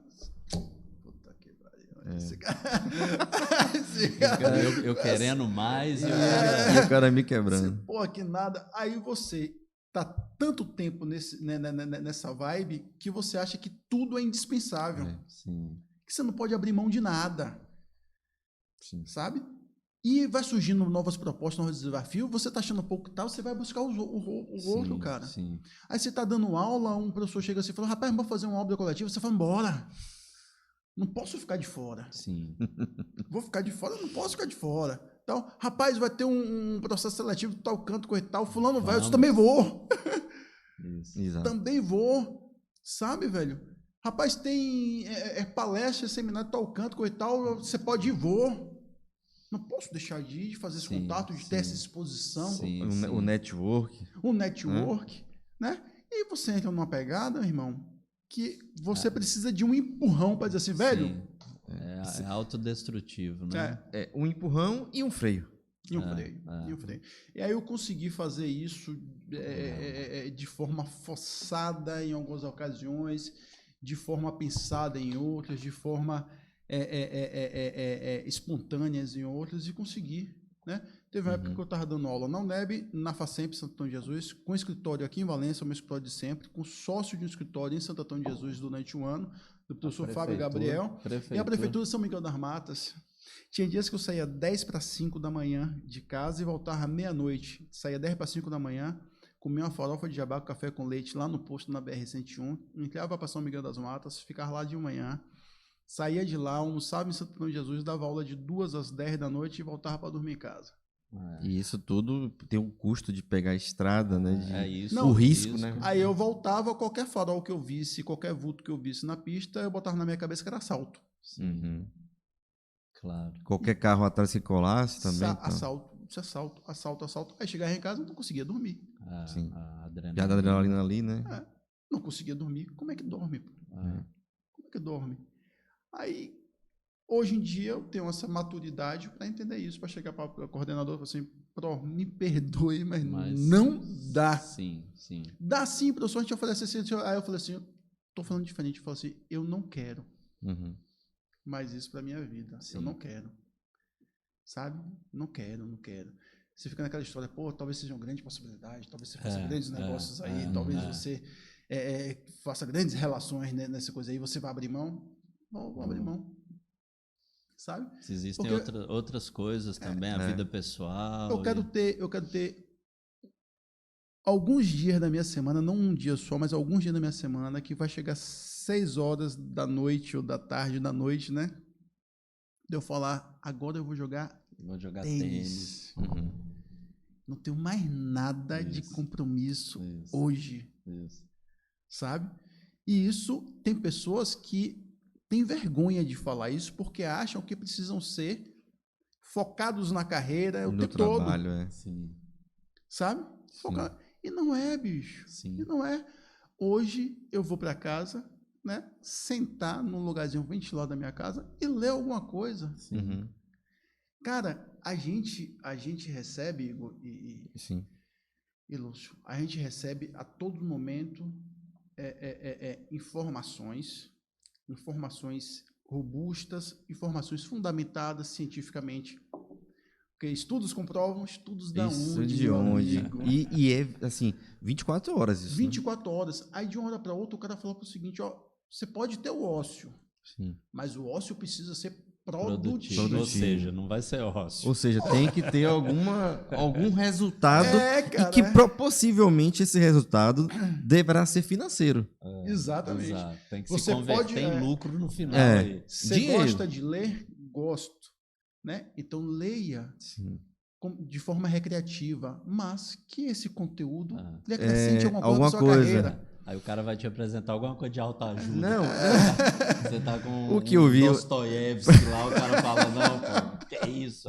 Um dia desse eu vi assim, você gosta de ler? Eu vi uma propaganda assim, você gosta de ler? Pronto, leia livros e venda isso. É isso, autoajuda, pô. Entendeu? Tô falando. Você lê o livro e vendendo isso, e vendendo o livro lido. Você precisa fazer atividade física? Precisa. Recomendação médica? Foi. Então, pois é. Frequente um clube em que você possa fazer negócios também. E tire as fotos do Instagram. Não esqueça. Cara. E que essa é a questão de frequentar um clube para fazer negócios é uma inspiração americana, né? Os clubes de golfe, né? Os clubes de golfe. Não golfe. só de golfe, né? Não, golfe, tênis. E hoje é squash. Squash, é verdade. Mas lá eles têm muito, porque lá a organização da sociedade deles, diferente da nossa, ela é orgânica de baixo para cima. Né? Tipo, você tem os clubes ali do quarteirão, você tem um problema com o vizinho, aqui no Brasil o cara já vai para o advogado ou para a prefeitura. Lá não, ele procura o vizinho. Se não resolver com o vizinho, procura com o síndico da rua. Isso. Se não for da rua, vai do bairro. E aí você vai chegar, né? Aí até chegar na prefeitura já foram vários... Professor, um outro... Assim, nós já passamos por esse caminho tortuoso e errático de que muitas vezes o jovem entrou ali meio sem saber e ele se formou meio sem saber tá e ele mesmo... decidiu advogar. Aí ele precisa escolher uma coisa que, assim, eu sei, eu já ouvi de muita gente que sabe o que está falando, que um erro grave é não ter foco com relação aos ramos do direito. Que é isso, a gente sabe que se você for especialista só em um ramo, já é difícil, você está... Só que, ao mesmo tempo, fora de um grande centro, isso é muito difícil, porque é aquilo, você passou por todos esses percalços, você conseguiu abrir seu escritório e você precisa pagar suas contas. Isso. Então, você gosta muito de direito imobiliário, mas um amigo te indica um cliente de trabalhista. Isso. Você trabalha com trabalhista, você faz trabalhista. E você faz tá ali, penal, faz... naquele mês você está sem nada, e aí? Só que é isso, ao mesmo tempo, eu creio realmente que vai ser difícil você ser lembrado. Você vai ali no início pagar suas contas, mas justamente porque você não tem foco, você vai estudar menos, você vai estudar um generalista hoje, eu acho que é muito difícil ele ter sucesso. Então, como é que nós ficamos nesse contexto nosso, de uma cidade média, pequena, num mercado relativamente pequeno, que assim, porque eu entendo, eu acho que a advocacia mudou porque a gente tem, sim, muitos profissionais, mas porque o mercado mudou. Até muito pouco tempo atrás, o advogado ele se formava para fazer contencioso. O advogado servia para isso. Só. Hoje, eu vejo muitas portas se abrindo, tanto na parte vamos dizer, de tentar evitar contencioso, em técnicas de mediação, mas também na criação de riqueza. Então, se o cara, por exemplo, da área empresarial, se especializar em determinado tipo de contrato, aquele cara nunca vai ter um processo. Sim. Então, meu sonho mesmo seria não ter o time sharing, né, a locação time sharing administrada através de blockchain. Sim. Eu gostaria muito de trabalhar só com isso. Eu tenho eu me especializei em digital, minha tese é essa, foi uma tese muito bem avaliada, mas no momento, como que eu vou parar com essas que teoricamente podem ser encaradas como distrações, se eu estou perdendo foco. Perdendo tempo. Porque se eu estivesse mexendo só com isso, talvez eu tivesse um cliente, mas eu poderia estar construindo um caminho que em breve eu começasse a ter clientes até fora do país, não sei. Ao mesmo tempo, eu preciso pagar minhas contas. Então, como que o jovem advogado administra isso, professor? Essa necessidade... Primeiro, se você concorda que um foco é fundamental, né? Não é importante, é fundamental. E em sendo, como que eu vou pagar minhas contas sem perder meu foco? Lúcio, deixa eu falar, cara. Cara, muito... Só desculpa, aquele cliente que me ligou hoje perguntando do trabalhista, eu faço sim, viu? Faremos, viu? Se ele não fizer, eu faço, viu? Não tô reclamando, não, tô só divagando aqui. Deixa eu falar, cara. Foco, né? É engraçado como as palavras logicamente são carregadas de conteúdos, né? E esses conteúdos são muito subjetivos, né? Foco é foco, né? É você estar focado, dirigido, né? E a atenção é o único ponto, às vezes. Beleza. Mas se você pegar os ramos de direito, aí o jovem advogado precisa recobrar a memória em relação à sua faculdade. Você é advogada, você é advogado, tem que lembrar o seguinte: qual era a matéria que eu tinha mais afinidade na faculdade? Se a matéria que você tinha mais afinidade na faculdade era direito do trabalho, corra para o direito do trabalho. Não tente fazer inovações sem fundamentos, não. Inovação é bacana, às vezes é necessária, mas é preciso que tenha um mínimo de fundamento. Então, faça aquilo que você teve mais desenvoltura na faculdade. Beleza. Eu tive uma afinidade absurda com direito tributário. Aqui não tem mercado.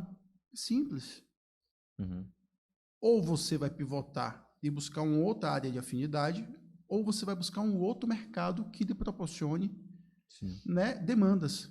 Você vai para grandes centros, você vai para escritórios grandes, né, Leite, Tosso e Bastos, né, Lobo e Torres, né, em São Paulo, você vai para lá. Ah, mas não queria ser daqui. Escolhas. Sim. Escolhas. Escolhas são escolhas. Escolhas. Se você escolher um, você negou o outro. Sabe? Então, é preciso saber qual que você tinha afinidade. Segundo, eu acho que na vida da gente, Lúcio, em especial na carreira do jovem advogado e da advogada, a gente não pode fechar portas. A gente não pode dizer não nunca. O cara está com 26 anos de idade, a menina está com 22, 24 anos de idade, coitado, vai falar, não, eu decidi na faculdade que eu vou fazer isso, ou eu faço isso, ou não faço nada. Não pode. Não pode. Você precisa entender, é o tal do brocard jurídico que fala o seguinte, você não pode andar com antolhos. Antolhos são aquelas viseiras colocadas em burros, né, porque ele só pode olhar para frente para puxar a carroça, porque se ele tiver um campo de visão maior, ele pode se distrair com um capim, com outro animal que está ali, atrás do animal, tal, no cio, né? Então você bota antolhos. Então você fazendo isso, fala o seguinte, eu decidi isso para minha vida e está decidido. Você botou antolhos. Sim. Sabe? É foco? É foco. Mas até onde esse foco deve ser levado à frente? Sim. Então, cara, eu fiz e faço advocacia trabalhista. Aquela demanda individual, sabe? Que uma reclamação, não teve anotação na CTPS, não pagou 13º, não pagou férias e coitão. Altamente previsível, eu vou lá e faço. Sim. Não peticiono mais, não tenho mais tempo, porque peticiono a doutora Lisiane Vital lá no escritório, trabalhista, tudo mais. Hoje ela está fazendo audiência também, mas muito tempo eu fiz isso, eu lá faço. Doutor, tem um dissídio coletivo para fazer. Não tenho a mínima ideia. Mas vem cá, vamos sentar aqui. Que dia você pode se reunir com um colega meu que entende muito disso? Aí eu lembro de um ex-aluno, chamo lá para o escritório. Ele não é sócio, ele não é associado, mas aquela causa a gente vai dividir. Aquela causa a gente vai dividir. E nessa brincadeira aí, eu saí com foco. Me surgiu uma oportunidade no direito público municipal, por causa de uma atuação bacana que eu tive em direito eleitoral nas eleições de 2004, né? Eu, naquela época, ainda estava sem OAB, mas eu fiz parte do núcleo jurídico e me dei muito bem, porque eu estava empolgadíssimo. Estudando, empolgado. Eu falo o seguinte, eu estou voltando aqui para a minha região, para a minha terra. Eu preciso dizer que eu voltei bem. E voltei preparado, sabe? Para que as pessoas acreditem em mim. Sabe? E voltei desse jeito. Pronto. Surgiu essa oportunidade do criminal, e aí eu já estava na advocacia, municipal assim há uns 2 anos e pouco, e eu vou falar aqui, sem pudor, eu recebia de salário R$ 1.092 líquidos. Era 1.200 bruto, com os descontos, veio para 1.092 líquidos, né? E eu fiz uma ação criminal. Quando chegou lá, os 2 presos estavam lá e os caras estavam presos, acusados de clonar cartão de crédito. E aí, quando eu cheguei lá, eu falei, vou pedir 5 pau. Vou pedir 5 pau, 5 vezes o meu salário de procurador do município na época, isso foi 2005 para 2008. Aí, quando eu cheguei lá, ele falou assim, eu falei, sim, vamos conversar agora sobre o contrato de honorários. Ele falou assim, doutor, vou logo dizendo um negócio pro senhor, viu? Nosso teto é 12 mil. Eu disse, opa! Rapaz, eu gelei, velho. Um ano de... Quase eu gelei. Aí eu falei, o quê? Esse rapaz... O meu teto é 15, nós estamos perto. Tá fácil a negociação. Aí eu disse, caraca, tomei meu piso, né? Meu piso é tomei um susto da zorra, desconcertante no parlatório. Desconcertante. Eu disse, meu irmão, calma aí. Eu vou pro escritório, certo? Vou pensar no seu Você caso. pede seus familiares para me procurar, tudo mais, coisa e tal. Quando saí, os familiares já estavam lá me ligando. E aí, vamos, quero fechar o negócio, depositado 8 mil. Eu cheguei na prefeitura no dia seguinte, olhei pro secretário e falei assim, aqui, ó. Quanto caiu na minha conta de ontem para hoje aqui, ó, do criminal, você não tá me valorizando.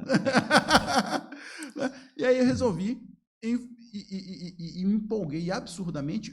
Eu era absurdamente empolgado com o Tribunal do Júri. Sim. Eu assisti muito júri na faculdade, eu era absurdamente empolgado com o Tribunal do Júri. Mas com a advocacia criminal, ali de full service, né? Não. Né? Eu comecei a me empolgar demais com a advocacia criminal. Comecei a perceber que eu tinha habilidade que eu não conhecia. Que eu tinha estudado na faculdade, eu não lembrava que eu tinha estudado na faculdade, tanto penal e processo penal. Né? Começou a dar certo. E aí eu pivotei novamente. Né? E hoje eu consigo equilibrar o penal com o municipal. E faço eleitoral de 4 anos de forma intensa. Intensa. Né? Quando chega no ano das eleições, em janeiro do ano das eleições, eu começo a preparar já deixa tudo pronto, a estrutura do escritório. Os últimos meses. Para que os 90 loucura, dias sejam só da data das convenções até a data da eleição e da prestação de contas depois, né, eu esteja exclusivamente para o eleitoral. Atenção total. E eu consigo fazer isso porque, graças a Deus, a equipe lá oscila pouco os componentes. Né? A advogada trabalhista lá, minha estagiária, a minha sócia, é minha esposa. Está sempre coisa. A outra advogada que está lá, uma pessoa que parece que eu conheço há 20 anos, mas eu só conheço há 2. Né? Tem uma sintonia e uma confiança enorme, sabe? E a gente consegue dar essa fluidez, né? A advocacia eleitoral. E aí eu costumo falar, né? Que vai chegar um momento na minha carreira que eu só vou fazer tribunal do júri, só aquele tribunal do júri que eu acho assim, uma tese fantástica, né? Fazer 2 por ano assim, né? E fazer eleição de 4 anos. E vai chegar esse momento. Jogar muito tênis, né? É demais, jogar tênis demais, tomar vinho, brincar com cachorro. Né, professor? Viver, curtir. Chegar esse momento, cara. E tá chegando. Tá chegando. Mesmo, né? Se você conseguir para mim os 6 números da Mega Sena, vai ser melhor ainda. Melhor ainda, né? Lúcio, vamos lá, a minha pergunta final, né? Considerações finais? Sim, eu agradecer demais, professor, a sua presença e deixar aqui as nossas portas abertas. A gente tem uma ideia de, muito em breve, começarmos a tratar de temas específicos e atualidades, né? Então, se houver julgados, né? Discutirmos assim questões mais pontuais, né?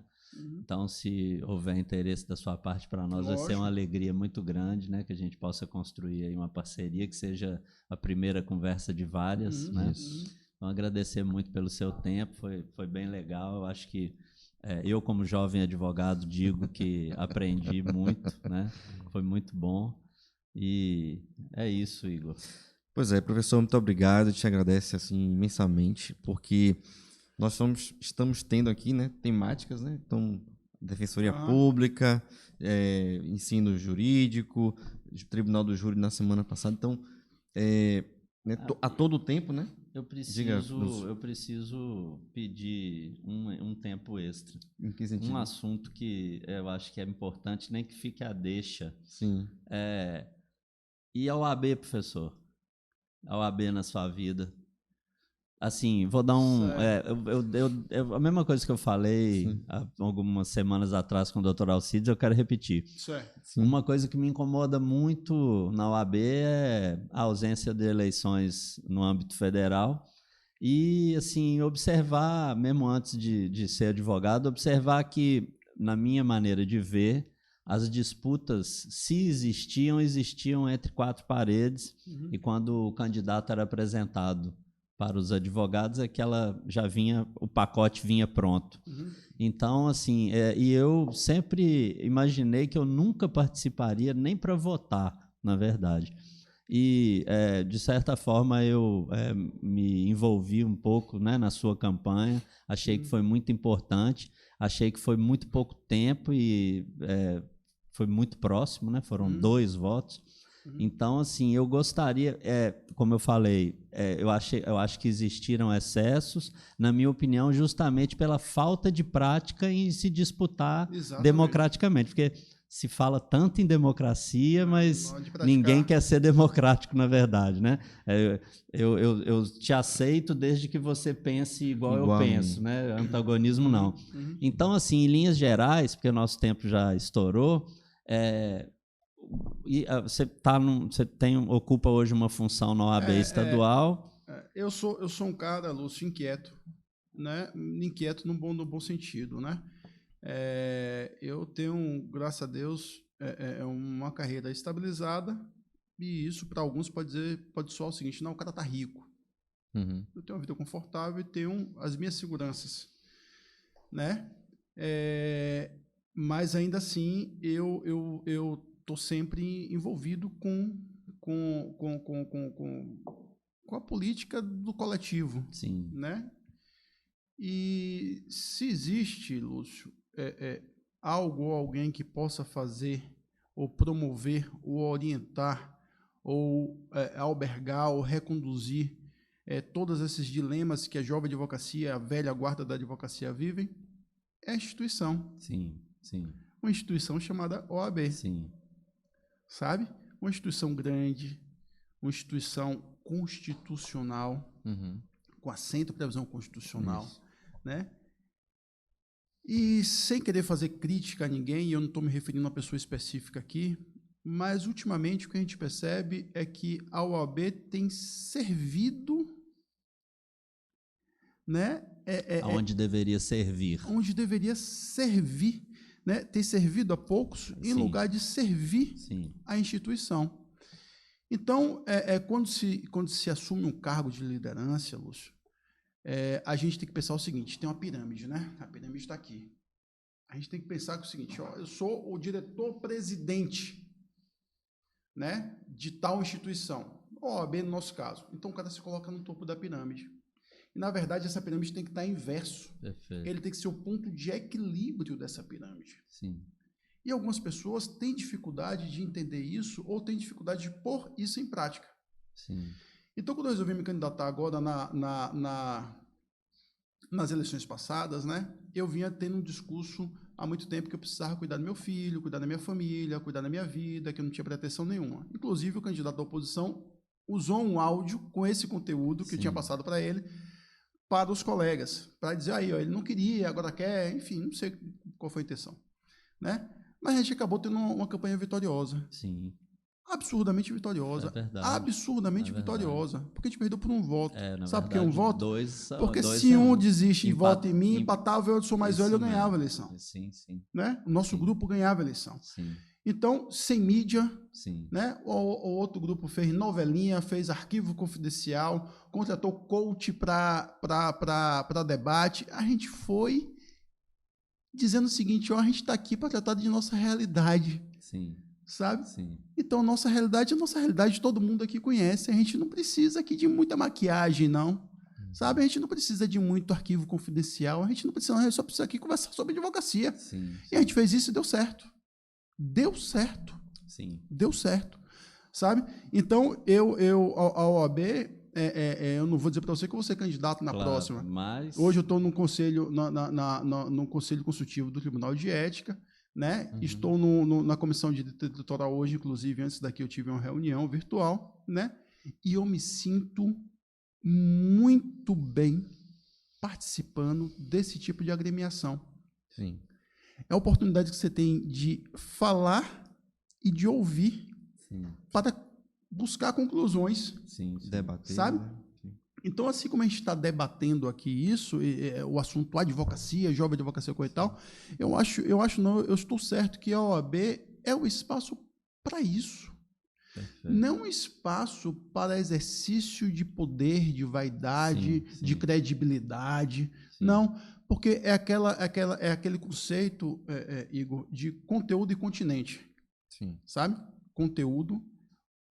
A diretoria da OAB é conteúdo de um continente chamado instituição OAB. Sim.